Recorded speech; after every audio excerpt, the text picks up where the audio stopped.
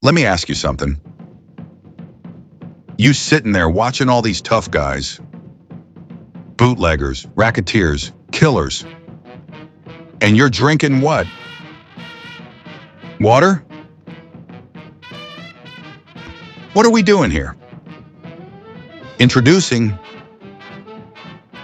Bootlegger's Blend. The only drink that tastes like it was smuggled across 3 state lines, hidden in a coffin, and delivered by a guy named Frankie Two Fingers. This ain't your grandma's iced tea. This is bold, illegal feeling, and strong enough to make you question your life choices. You ever wonder what guys like Wallace, Higgins, Saltis, Durari were really drinking? It wasn't top shelf. It was Bootlegger's Blend. One sip, and suddenly, you trust nobody. You start talking in whispers, and you think every car outside is following you.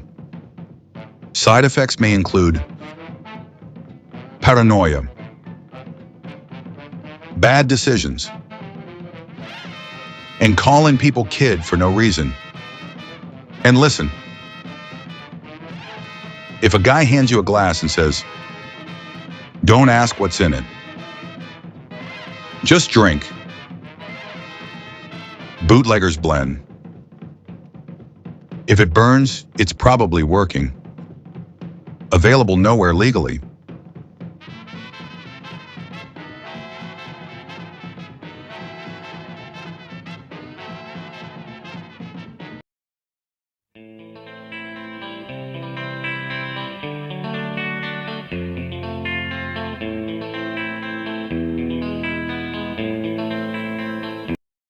Pizzaverse Studios, a Palermo Productions original. Joseph P. Kennedy, Gloria Swanson, and the Hollywood Heist. The Banker, the Queen of Silent Film, and the Rolls-Royce Invoice. Written by Bambi Palermo. Narrated by Vincent DiPrio. We are here to uncover the brutal truths hidden behind history's most glittering facades. And there is perhaps no darker example than the secret collision between Joseph P. Kennedy and Gloria Swanson.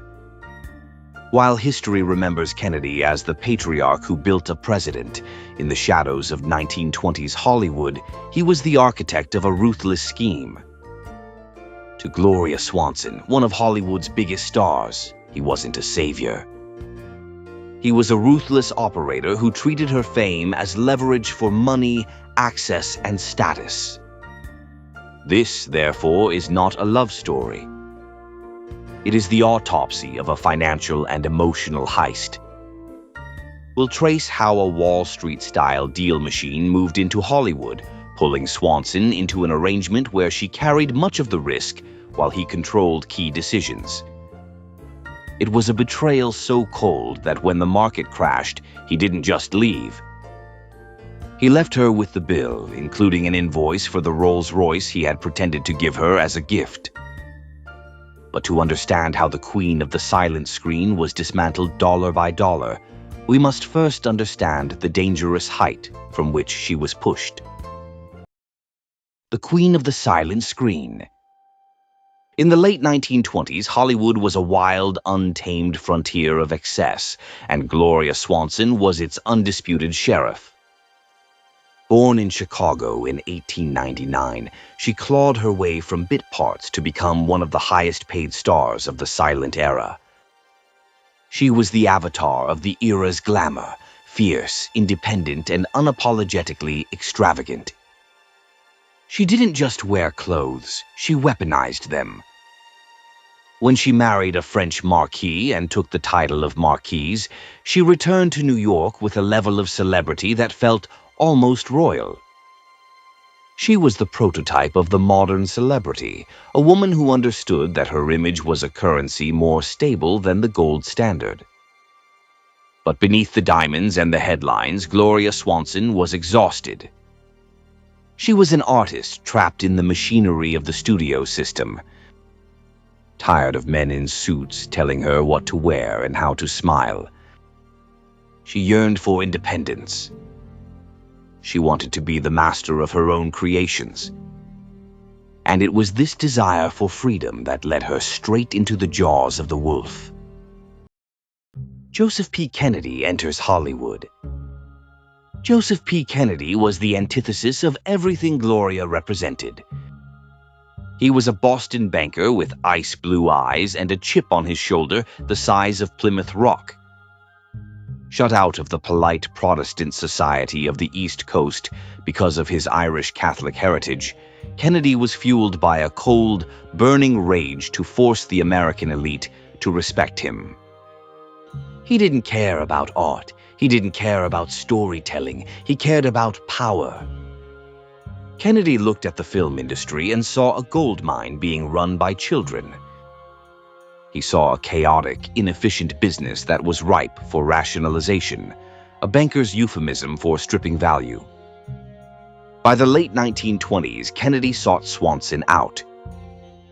He didn't approach her as a fan, but as a cold, calculated business opportunity.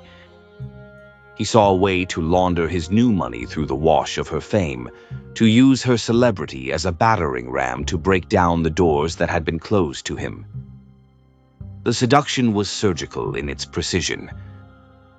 Instead of romance, he drew her in with business promises and control. He listened to her complaints about the studios, about the waste, about the lack of control, and he offered himself as the solution. He told her that she was a genius who was being exploited by incompetence. He told her that she shouldn't be worrying about budgets and contracts. That was what men like him were for. He offered to manage her finances and bankroll her independence, promising a level of control and security the studios never gave her. He framed himself as the one who would handle everything on the business side. It was the siren song that every artist longs to hear, the permission to dream without consequence. Gloria, blinded by his confidence and charmed by his rough outsider edge, believed him. She thought she had found a partner. In reality, she had found a liquidator.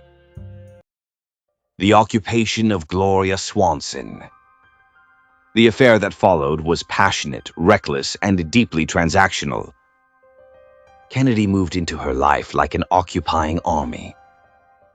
He advised her to fire her longtime lawyer, isolating her from the only people who might have warned her. He replaced her accountants with his own men. He restructured her company, Gloria Productions, so that while she bore the financial risk, he controlled the liquidity. He was systematically severing her lifelines, ensuring that she was entirely dependent on him. And he did it all while parading her around as his trophy. He flaunted the relationship in ways that humiliated the people around him, treating Swanson like proof of his power rather than a partner. It was a display of dominance, a signal to the world that Joe Kennedy could take whatever he wanted. By 1928, the trap was fully set. Gloria had handed over the keys to her kingdom. Kennedy, eager to prove his genius to Hollywood, pushed her toward a project that would become the instrument of her destruction. Queen Kelly. He wanted a masterpiece, a film that would win him the prestige he craved. In a supreme act of arrogance, he hired Erich von Stroheim, a director known for his reckless extravagance and obsession with the grotesque. Kennedy believed he could tame the mad genius with spreadsheets. He was wrong. As production began, the stage was set for a disaster of biblical proportions, one that would burn through Gloria's fortune and expose the true cold nature of the man she loved. She walked onto the set believing she was making art, unaware that she was walking into a slaughterhouse. Queen Kelly burns. If the boardroom in New York was where the trap was set, the scorching deserts of California were where the steel jaws finally snapped shut. By the winter of 1928, the production of Queen Kelly had commenced, and almost immediately the illusion of Joseph Kennedy's competence began to disintegrate under the harsh glare of the studio lights. He had approached filmmaking with the arrogance of a man who believed that a masterpiece was simply a manufacturing process, like stamping out steel ingots or trading stocks. You bought the best parts, you hired the most expensive foreman, and you waited for the product to roll off the assembly line. He did not understand that cinema is alchemy, a volatile mixture of ego, light, and magic that often explodes in the hands of the uninitiated. By hiring Erich von Stroheim, a director notorious for his reckless genius and disdain for authority, Kennedy had not built a dream team. He had locked a tiger and a panther in a cage and expected them to sing a duet.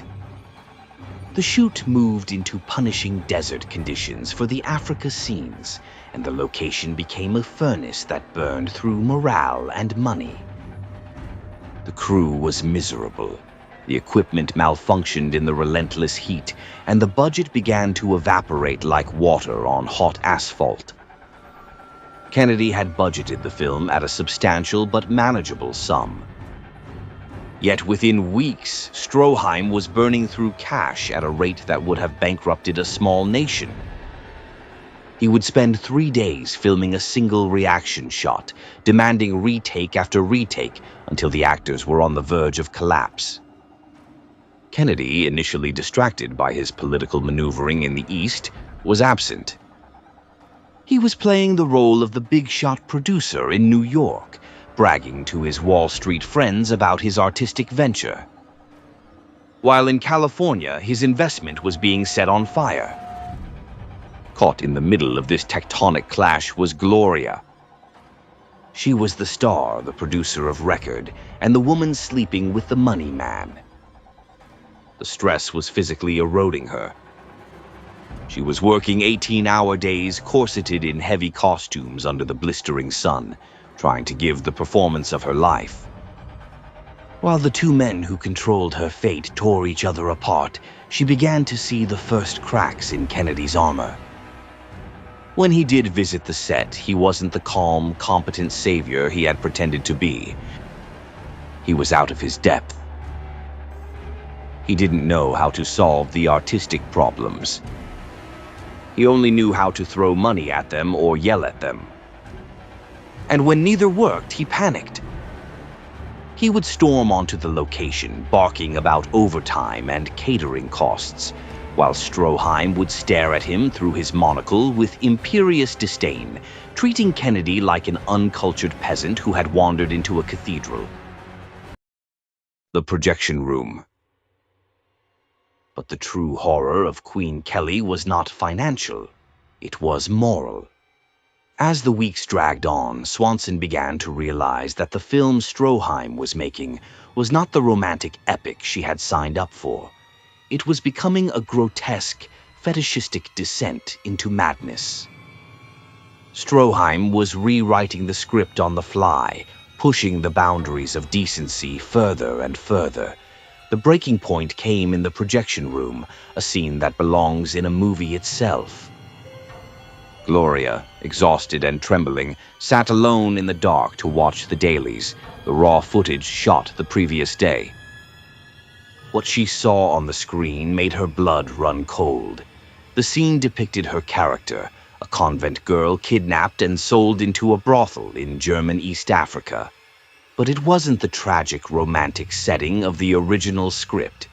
Stroheim had turned it into a house of horrors. On screen, a hideous, drooling hunchback, her character's arranged husband, was dragging himself across the floor, clutching at her skirts with lustful, claw-like hands.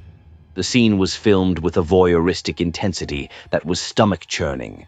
It was ugly. It was vile. And more importantly, in the strict moral climate of 1929 America, it was unwatchable. No censor board in the world would pass it. No theater would play it. Gloria sat in the flickering light, the hum of the projector the only sound in the room, and felt the floor drop out from under her. She realized with terrifying clarity that she wasn't making a masterpiece. She was making a career-ending disaster. The genius Kennedy had hired was painting a mustache on the Mona Lisa, and he was using her face to do it. She ran out of the screening room and found a phone. Her hand shook as she dialed Kennedy. When he answered, she didn't weep. She screamed, "Joe, you have to come out here now. He's destroying me." Kennedy arrived expecting another budget dispute. Swanson dragged him into the projection room and forced him to watch. For the first time, the banker went silent. He watched the footage of the hunchback, the whip, the sweat, the grime. He saw his investment, his prestige, curdling into obscenity. The realization hit him with the force of a physical blow. He had spent hundreds of thousands of dollars, Gloria's dollars, on footage that was effectively radioactive. The confrontation that followed was the death knell of the production. Kennedy fired von Stroheim on the spot. It was a chaotic, ugly scene. The director was escorted off the lot, cursing the Philistines who didn't understand his vision. The crew was sent home. The lights were turned off. Queen Kelly was shut down. But the silence that followed the firing was worse than the shouting. As the dust settled, the accounting began. The crash and the retreat. By the time it collapsed, the production had reportedly burned through close to $800,000, an enormous sum for the era, and they had nothing to show for it. No finished film, no release date, just miles of disjointed, unusable footage sitting in metal canisters like toxic waste. It was in this moment that the nature of the relationship between Gloria Swanson and Joe Kennedy fundamentally shifted. A true partner, a true lover, would have shouldered the burden. He would have said, "We made a mistake. I pushed you into this. I will cover the loss." Kennedy did the opposite. He looked at the wreckage, and his instinct was not to repair, but to retreat. He began to distance himself from the blame, framing the disaster as a failure of the talent, washing his hands of the strategic blunders that had caused it. He had been the one who insisted on Stroheim. He had been the one who approved the budget. But in the narrative he was constructing, he was merely the benevolent financier let down by crazy artists. Swanson was left standing in the ashes. She was the owner of Gloria Productions. Her name was on the loans. Her face was on the poster of a movie that would never exist. She looked to Kennedy for reassurance, waiting for him to write the check that would make the nightmare go away. But the check didn't come. Instead, he told her not to worry, that they would figure something out. He was stalling. He was already looking for a way out. To make matters worse, the industry began to whisper. In Hollywood, failure smells like blood. The sharks who had been envious of Swanson's independence began to circle. They whispered that she was finished, that she had lost her mind, that she had let a banker ruin her. The power dynamic in their relationship had completely inverted. When they met, she was the queen and he was the suitor. Now she was the debtor and he was the creditor. And then, just as Swanson was trying to catch her breath, the sky fell. The date was October 24th, 1929. Black Thursday. The stock market crashed. The roaring bonfire of the 1920s was extinguished in a single day. Panic swept through New York and Hollywood like a plague. Banks failed. Studios shuttered. The easy credit that had fueled Kennedy's schemes evaporated overnight. For Joe Kennedy, the crash was a moment of triumph. He later claimed he had anticipated it. He later said he'd moved his money to safety, a claim often paired with the famous shoeshine boy stock tip anecdote. He was safe, his dynasty was secure. But he had not extended that same protection to Gloria. Her money, what was left of it, was tied up in the tangled web of investments he had created for her. While he had moved his own assets to safety, he had left hers exposed to the storm. Gloria Swanson woke up to find that not only was her movie a disaster, but the economy that sustained her career had collapsed. She was now fighting a war on two fronts, a professional war to salvage her reputation from the Queen Kelly debacle, and a financial war to survive the Great Depression. And the general who was supposed to be leading her troops was nowhere to be found. The Trespasser. Kennedy became hard to reach. He was in meetings. He was handling crises. The intimate dinners stopped. The phone calls became brief and transactional. The love affair was dying, suffocated by the red ink in the ledgers. But Kennedy wasn't done with her yet. He had one final use for Gloria Swanson. He couldn't leave a loser. He couldn't walk away from Queen Kelly with a total loss on his record. It would damage his reputation as a financial wizard. So he concocted a plan to save the picture, a plan that would involve dragging Gloria through one final humiliation, forcing her to sing for her supper while he quietly prepared to foreclose on her life. By the dawn of 1930, the air in America had changed. The champagne bubbles of the Jazz Age had gone flat, replaced by the stale gray atmosphere of the Great Depression. In New York, former masters of the universe were jumping out of windows. In Hollywood, the panic was quieter, but no less deadly. The studios were trembling as ticket sales plummeted. And in the center of this contracting world, the relationship between Gloria Swanson and Joseph Kennedy was entering its terminal phase. It was a death by slow asphyxiation. The disaster of Queen Kelly sat between them like a corpse in the parlor that everyone was politely trying to ignore. Kennedy, desperate to salvage his reputation as a man who could do no wrong, pivoted with the ruthless agility of a predator. He realized that Queen Kelly was unsalvageable. The footage was too scandalous, the cost too high to complete. But he couldn't leave Hollywood with a failure on his ledger. He needed a win. He needed an exit strategy that looked like a victory. His solution was The Trespasser. It was a talkie, a sound film written quickly and shot cheaply. Kennedy pushed Swanson into it with the force of a desperate gambler doubling down on a bad hand. "This will fix everything," he told her. "This will pay back the banks. This will prove you can speak." Swanson, exhausted and terrified of the mounting debts, obeyed. She threw herself into the role, learning to act for the microphone, stripping away the silent pantomime that had made her famous. Miraculously, The Trespasser was a success. Released in late 1929, the film performed well and helped prove she could succeed in sound. The public loved hearing Gloria's voice. The critics raved. For a brief, shining moment, it seemed as though Kennedy had pulled off the magic trick. He had taken a shipwreck and turned it into a lifeboat. But what Swanson didn't realize was that the lifeboat was only built for one. The ledger.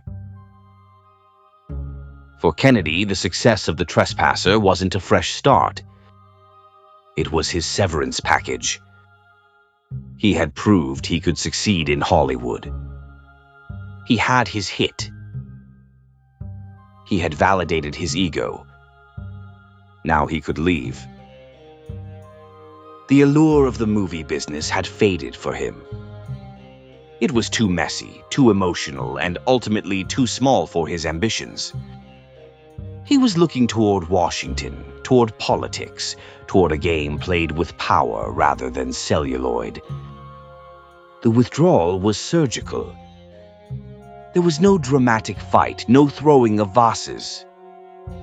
Kennedy simply began to evaporate from her life. The phone calls from New York became infrequent. When he did visit, he was distant, checking his watch, speaking in the clipped tones of a man late for a more important meeting. He stopped talking about our future and started talking about your situation. The end came not with a bang, but with a ledger. In the spring of 1930, Kennedy abruptly announced that he was withdrawing from Gloria Productions. He was handing the management back to her. He was too busy with other affairs. He framed it as a graduation. "You're ready to fly on your own now, Gloria." But it was an abandonment. He packed his bags at the bungalow they shared. He kissed her on the cheek, a dry, passionless gesture, and walked out the door. He didn't look back. Swanson was left standing in the silent hallway, a 30-year-old woman with a failing production company, a canceled masterpiece, and a world in economic collapse. She felt a profound sense of vertigo. For 3 years, she had let this man steer her ship. She had closed her eyes and let him handle the maps. Now she was alone in the middle of the ocean, and she had to figure out where she was. She did what any prudent business owner would do. She called for an audit. The Rolls-Royce invoice. She hired a new team of accountants and lawyers, men who were not on Kennedy's payroll, and gave them a simple instruction: find out where I stand. The investigation took weeks. The accountants dug through the crates of receipts, bank statements, and production logs that Kennedy's team had left behind. They unraveled the complex web of shell companies and cross-collateralized loans he had set up. Gloria waited, growing more anxious by the day. She expected bad news. She expected to hear that the crash had wiped out her profits, but she was not prepared for the truth. The lead accountant asked to see her in person. He came to her office, his face pale, holding a sheaf of papers. He didn't speak at first. He just laid the documents on the desk. "Miss Swanson," he said quietly, "Mr. Kennedy didn't just mismanage your money, he spent it." They began to walk her through the expenses. It was a litany of betrayal detailed in black ink. First, there were the business expenses. Kennedy had charged Gloria Productions for his own travel, his own hotels, his own entertainment. When he had hosted lavish dinners to impress his Wall Street cronies, dinners where Gloria was merely the ornament, the bill had gone to her company. He had used her capital to fund his networking. Then came the gifts. Throughout their affair, Kennedy had been generous. He had showered her with fur coats, jewelry, cases of rare champagne. He had played the part of the benevolent billionaire sugar daddy. But the ledger told a different story. "Here is the receipt for the sable coat," the accountant said, pointing to a line item. It was charged to the wardrobe budget of Queen Kelly. "Here is the receipt for the diamond bracelet, charged to production overhead." Gloria felt the room spinning. The audit suggested a pattern. Many gifts were billed to accounts connected to her company rather than paid from his own pocket. The paperwork implies something colder. He positioned himself as generous while shifting the costs elsewhere. To him, it was just accounting. Why spend his own money when the company could absorb the cost? But the final blow, the detail that would become the stuff of Hollywood legend and the symbol of ultimate callousness, was the car. Early in their romance, Kennedy had surprised Gloria with a Rolls-Royce. It was a magnificent machine, a symbol of their status, a sleek, custom-bodied phantom. He had presented it to her with a flourish, a token of his undying devotion. She had cherished it. She had driven it around Hollywood with pride, thinking of it as the chariot of their love.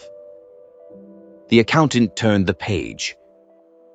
"And here," he said, his voice trembling slightly with second-hand embarrassment, "is the invoice for the Rolls-Royce." There it was, a direct charge to Gloria Swanson's personal account. He hadn't bought it. He had ordered it, signed for it, and instructed the bank to pay for it out of her funds. He had literally gifted her a car that she had paid for. The cruelty of it was breathtaking. It wasn't just theft. It was a psychological violation.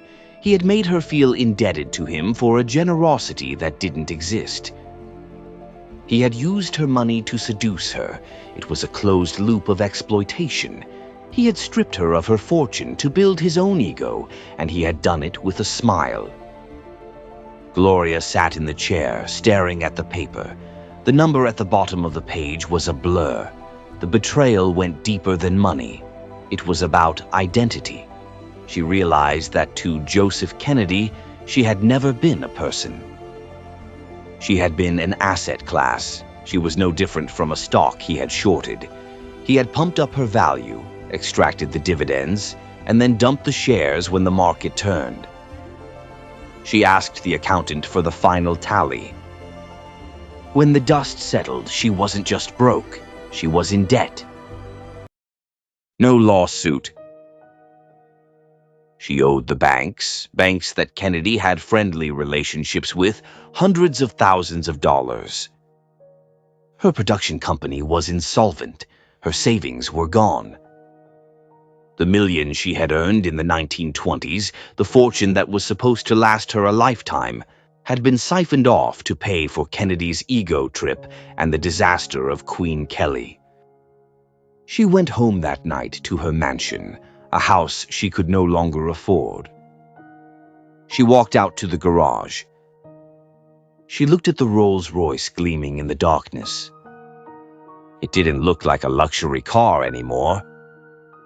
It looked like a hearse. Most women would have collapsed. Most women would have sued. A lawsuit would have destroyed Kennedy. If she had gone to the press, if she had shown them the receipts, the scandal would have incinerated his political ambitions. The family man image he was carefully constructing for his sons would have been shattered. She held the power to nuke the Kennedy dynasty before it even launched. But Gloria Swanson made a different choice. She realized that a lawsuit would drag on for years. It would cost money she didn't have. It would keep her tied to him, defined by him, a victim in the public eye forever. She looked at the car, and then she looked at herself in the mirror. She was Gloria Swanson. She had started with nothing in Chicago. She had built an empire once. She could do it again. She decided in that cold garage that she would not give him the satisfaction of seeing her broken. She would not become the weeping ex-mistress in the tabloids. She would simply survive. She would pay the debts. She would clean up the mess. And she would never speak his name again. The next morning, she called the accountants back. "We are not suing," she said, her voice like flint. "We are going to work." She began to sell everything. The jewelry went, the furs went, the properties went. She took roles she felt were beneath her. She started a radio show. She designed clothes. She worked with a frantic, terrifying energy driven by a single purpose: to erase the debt and erase the man.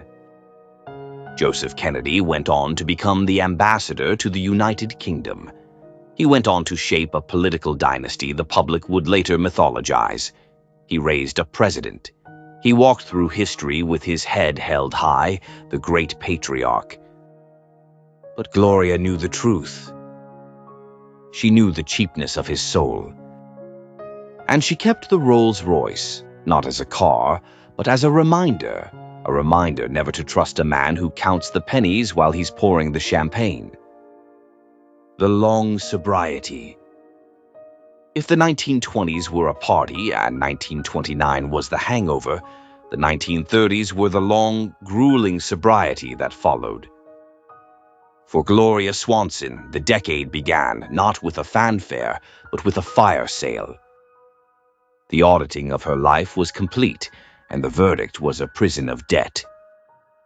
Joseph Kennedy had retreated to his estates and his political machinations, leaving Gloria to face the creditors he had summoned. Most people in her position, abandoned, defrauded, and publicly humiliated, would have sought the legal shelter of bankruptcy. It was the sensible modern thing to do. It was what a banker like Kennedy would have done without blinking. Protect the asset. Shed the liability. But Gloria Swanson was not a banker. She was a woman of a different, older code. To her, bankruptcy was not a financial strategy. It was a moral failure. It was an admission that she was less than the image she had projected. She refused to file. Instead, she made a vow that seemed almost medieval in its severity. She would pay back every cent. Thus began the dismantling of the American Queen. It was a private tragedy played out in the auction houses and pawn shops of Los Angeles. The jewelry that had flashed under the lights of premieres, the emeralds, the diamonds, the platinum Art Deco brooches, vanished into the vaults of dealers. The real estate portfolio was liquidated. The staff was let go. She moved from the palace to the bungalow, shedding the skin of the marquise to reveal the working mother beneath. She accepted work with an indiscriminate hunger that baffled the industry.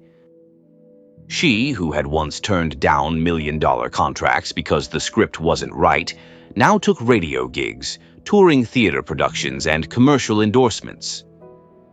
She launched a clothing line, Gloria Swanson Fashions, selling affordable versions of her famous style to the very housewives who used to worship her from afar. She was no longer a deity on a pedestal. She was a shopkeeper selling her own myth by the yard. Kennedy ascends, Swanson rebuilds. Joseph Kennedy's trajectory was a mirror image of Gloria's. As she sold her dresses to pay his debts, he was named the first chairman of the U.S. Securities and Exchange Commission. The ultimate irony, the fox put in charge of the henhouse. Then, in 1938, he was appointed United States Ambassador to the United Kingdom. Gloria watched from afar as the man who had embezzled her fortune stood on the steps of the court of St. James's, flanked by his beautiful family, shaking hands with kings and prime ministers. The press fawned over the Kennedy clan, painting them as the ideal American family. Gloria saw the photos in the newspapers, Joe smiling that tight, shark-like smile, and felt the bitterness rise like bile. He had used her fame to learn the ropes of publicity, and now he was the star. He had bought his respectability with the profits of his ruthlessness. But envy is a poison Gloria refused to drink. In her exile, she discovered something remarkable. She was more than an actress. Without the studio handlers and the sycophants, she discovered a sharp, inquisitive mind. Outside Hollywood, she pursued a surprising range of projects, including business ventures and invention. She became a passionate advocate for health and nutrition long before it was fashionable, railing against processed foods and chemical pesticides. She was an artist, a sculptor, a writer. The wilderness years were not wasted. They were a forge. The vanity of the 1920s was burned away, leaving a core of hardened steel. She learned that happiness did not depend on the box office or the approval of men. She found a strange, quiet freedom in being finished. She was no longer a commodity to be traded. She was, for the first time in her life, a free agent. You ever bet on a fight? And somehow, the wrong guy wins? Yeah, you didn't lose. You got played.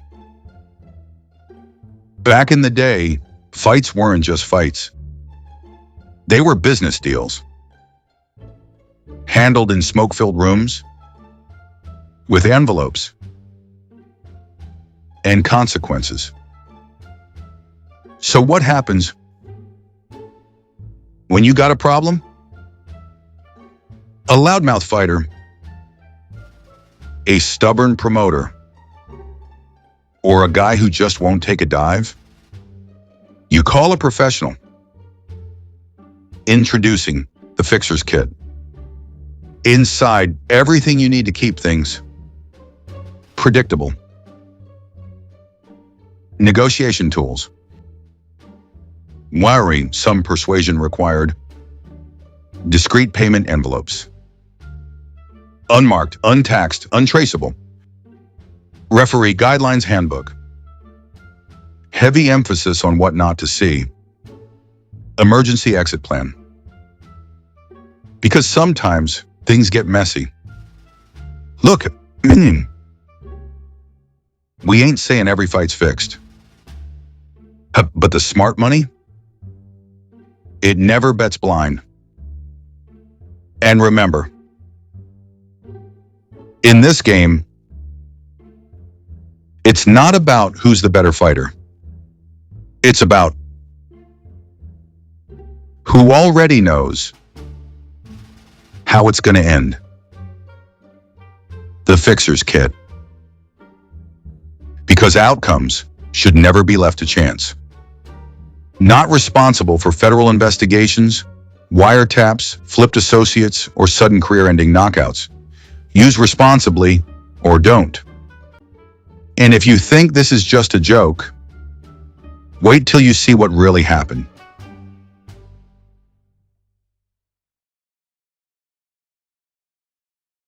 Sunset Boulevard.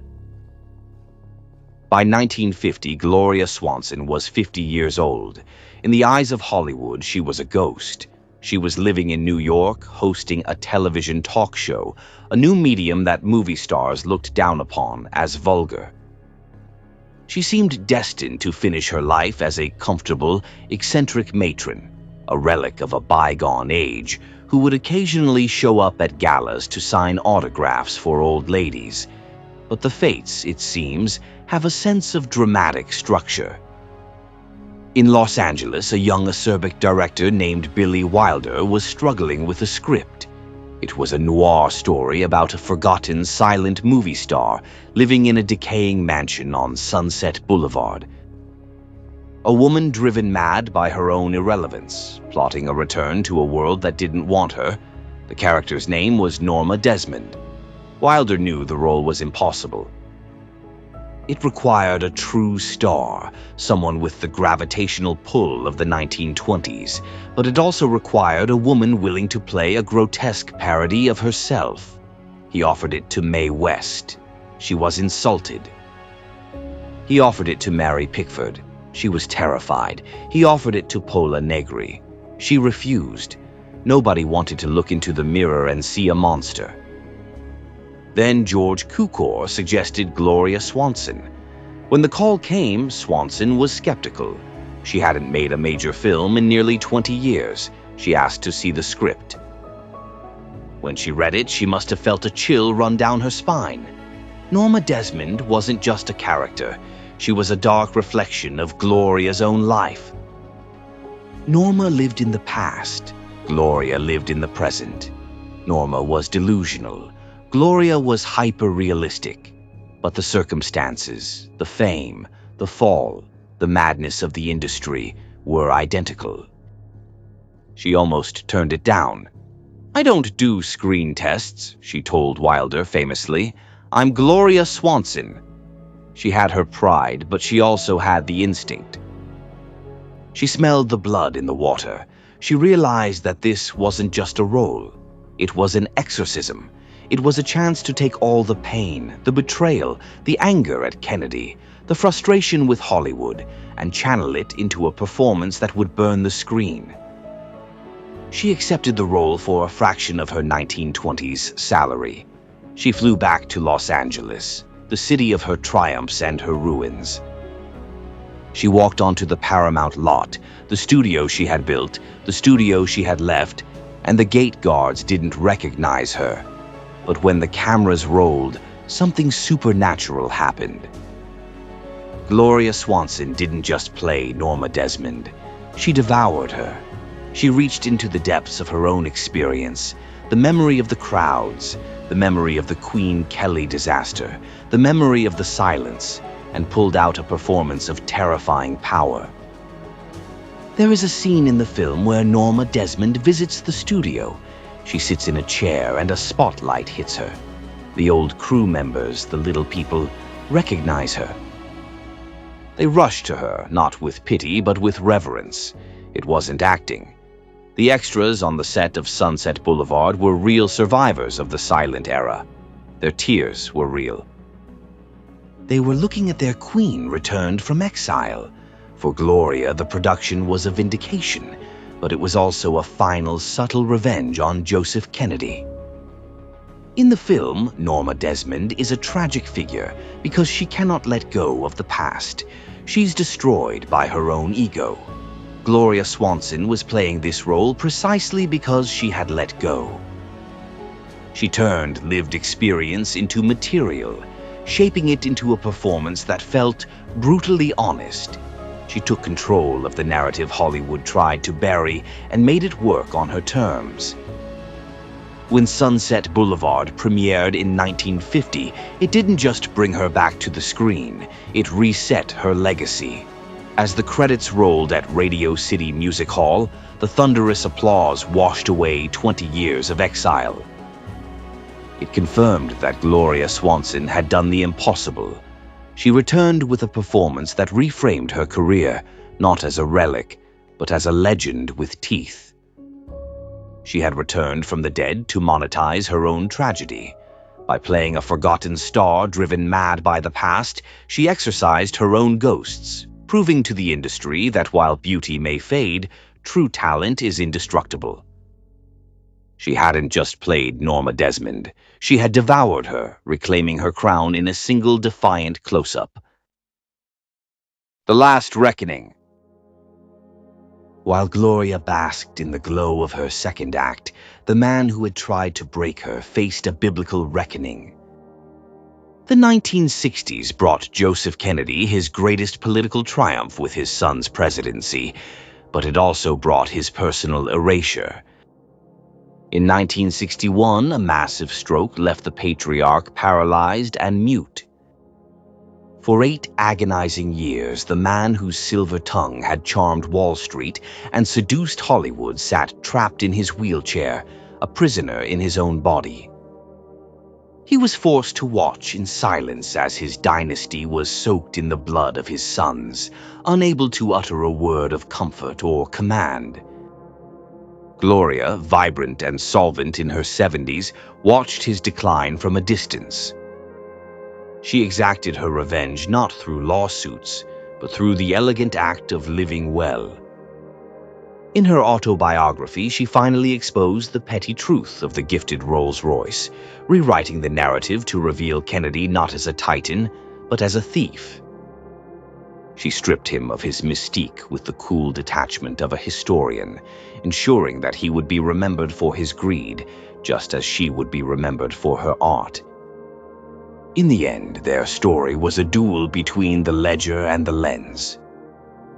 Kennedy believed that money was the ultimate truth, that he could buy history, but he made a fatal miscalculation. He could steal Gloria's fortune. He could foreclose on her studio, but he could not foreclose on her spirit. He died in silence, a broken man in a gilded cage. She died in 1983, her voice and image immortalized forever on the screen. The banker faded into the shadows, but the Queen remained. Gloria Swanson was right all along. She was big. It was the men like Kennedy who were always inevitably small. This was never a romance. It was a raid. A cold, methodical transfer of value from a woman who built herself into a legend to a man who saw legends as inventory. Joseph P. Kennedy did not fall in love with Gloria Swanson. He studied her, leveraged her, isolated her, and billed her for the privilege. He entered Hollywood like a banker entering a foreclosure auction, and when the wreckage was complete, he walked away clean, leaving her with the ash, the debt, and the invoice. But Gloria Swanson did something men like Kennedy never fully understand. She survived the numbers. She outworked the humiliation. She outlived the scandal. She outlasted the machine.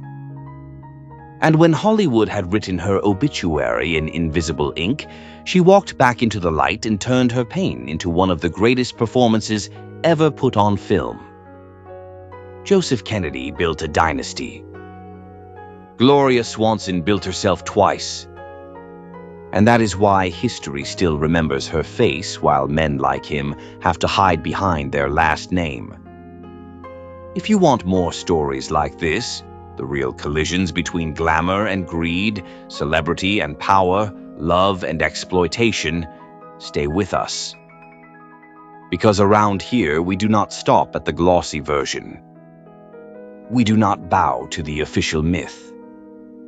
And we do not let the people who did the taking walk away with the final word. Thank you for watching.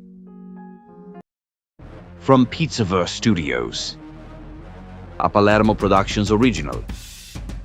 Written by Bambi Palermo. Narrated by Vincent DePrio. We appreciate you.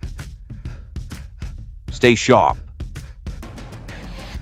And remember,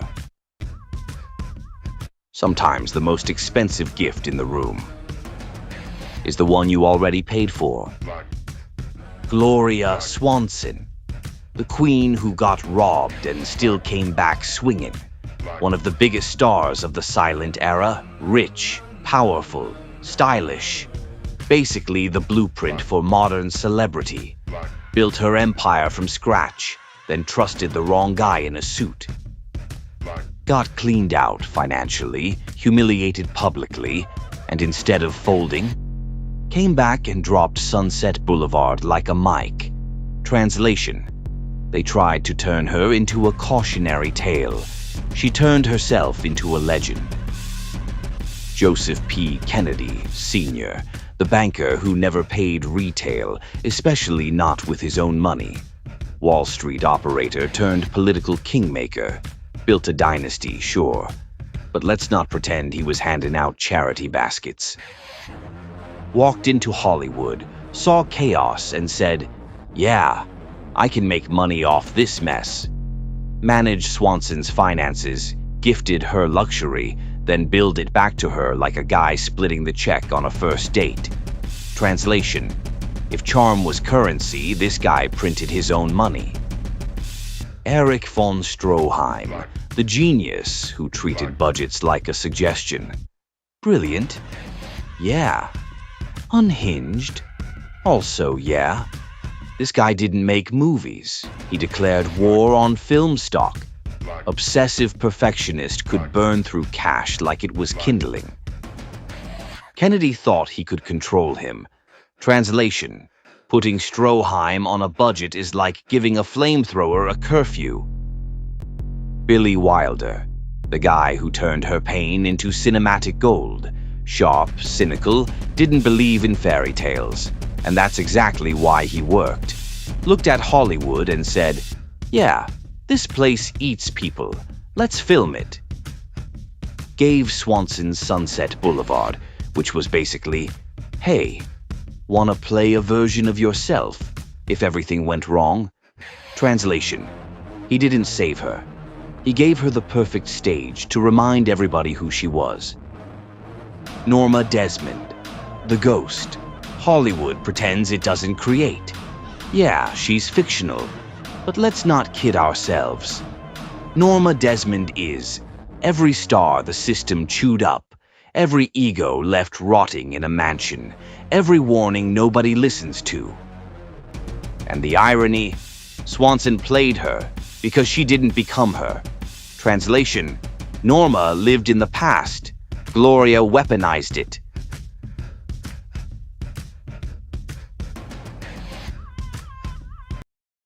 You ever wake up in a strange land, colors too bright, smiles too wide, everybody singing, nobody sleeping?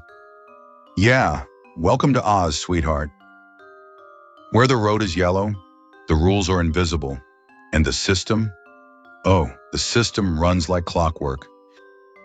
Follow the yellow brick road, straight to the MGM Wellness Kit. That's right.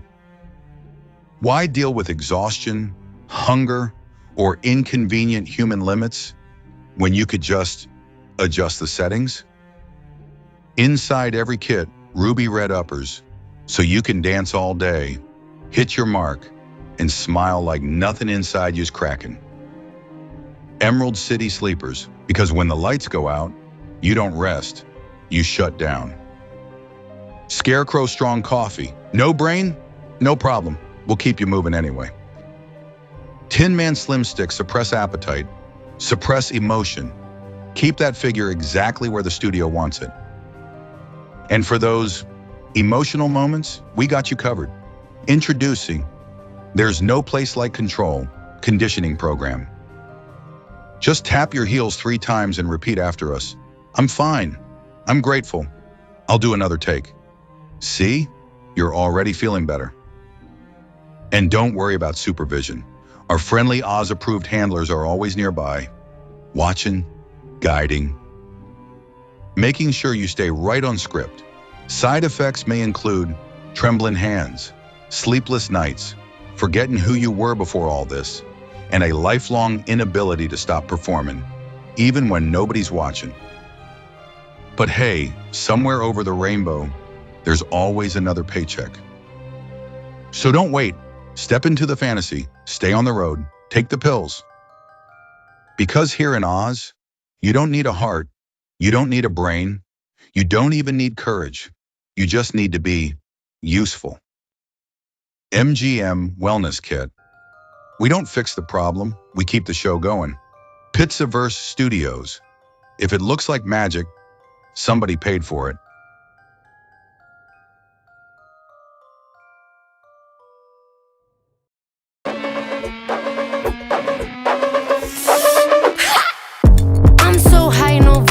I don't reply by, please stop typing. I'm not in the mood, don't try me. Do I look pissed off, bitch? Cause I might be. Don't freak with me and my frequency, no decency. I got too many girls trying to freak my meat to be pressed over little Miss Mini Me. Bitch, pay me my damn respect. Let him sweat, let him sweat, let him sweat. Call Taylor, I'ma need all hands on deck. Let him sweat, let him sweat, let him sweat. I'm not in the mood, come say something. I'm not in the mood, come say something. I'm not in the mood, come say something. Come say something, bitch, come say something. Come say something. Come say something. I'm not in the mood, come say something. Come say something, bitch, come say something. Good luck getting out alive. I don't like to play nice.